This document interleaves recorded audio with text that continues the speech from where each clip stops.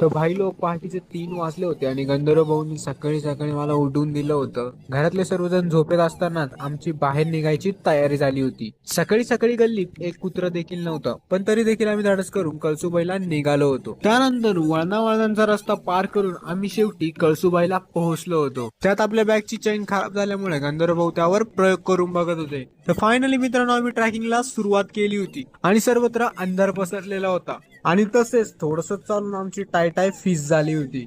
पण तरी सुद्धा आम्ही पुन्हा चढायला सुरुवात केली.